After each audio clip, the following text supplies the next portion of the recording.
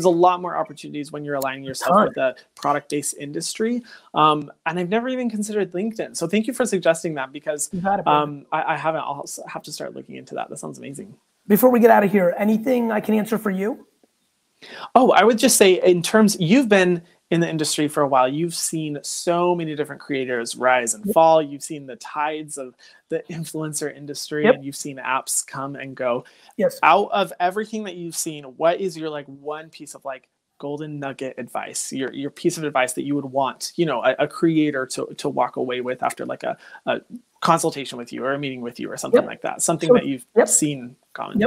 So it's funny. It's the same reason I reached out to you in a world where I do that very rarely. I think you have two of the core ingredients for success. One is, I call it cocoon culture.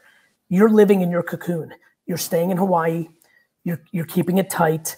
You're self-aware enough to know, if I go to hype houses in LA, I'm going to subconsciously go out more often, interact more often, get into the gossip and the culture of it. And that may veer me out of my focus. So I think number one is cocoon culture, staying in your own cocoon, keeping it humble, working on your craft.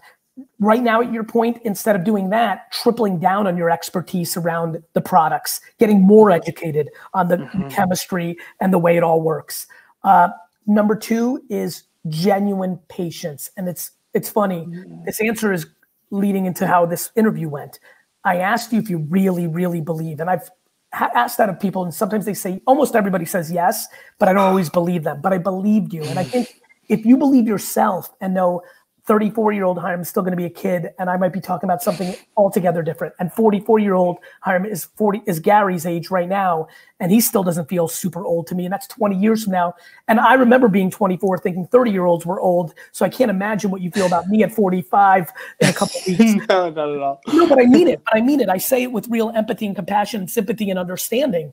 You know, when you're 24, 44 feels like a very long time because it's such an overwhelming percentage of your entire life. If I could give you and any other influencer or any other kid for that matter, any advice, is you would be blown away that I feel like I'm your friend and you're contempt. I feel like we're the same.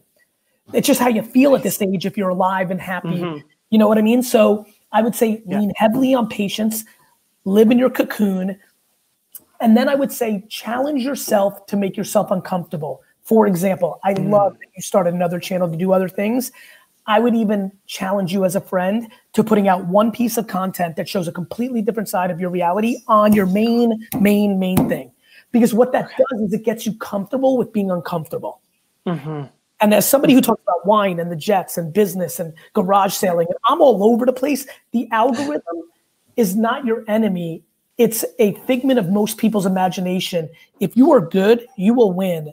And if you genuinely love fast food or a new clothing style or a new music artist, I actually think it's healthier to break your pattern of being subconsciously, succumbing to the algorithm and fearing it. I think it's healthy to break that. So I would say number 3 would be to do things that are uncomfortable and different just to learn from them and get yourself comfortable with the feedback being like, I don't like that, go back to the other thing, or stay in your, I started making business content here. People literally said, stay in your lane, wine guy, just make wine content. Wow, that's crazy. I can't imagine that. So I think take from that story and kind of live that game. Oh no, I love that. Thank you. You're absolutely right. When I started, when I did like reaction videos and stuff like that, so not what I wanted to do at all. I literally did one reaction video and I was like, oh, I'm never doing that again. That was awful. And it became the thing. Became huge. Exactly. And I think once, I think a lot of creators get to this size, they get comfortable creating the same type of content. And I love that because I want to push myself to do things. And let me give you one. If you find yourself being into something that is similar to your audience too, like I'll give you a great one. I have no idea where you sit on candy, but if I'm you and I like candy and I know where my audience sits, I'd probably do a real breakdown of candy. Like just complete left field, like a random, and it's cliche. Like, hey guys, I'm just trying new shit.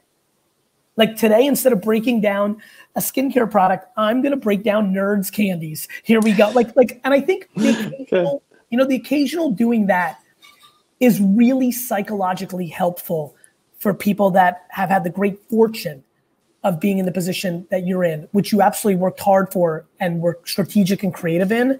And I'm really trying to get this conversation out to more of the influencers, and I can see it helping some people because they get very stuck into what they think they're supposed to do, which eventually corrodes and cancerizes the thing they loved. Oh, wow. That's amazingly put. You couldn't have said it better. Yeah, exactly.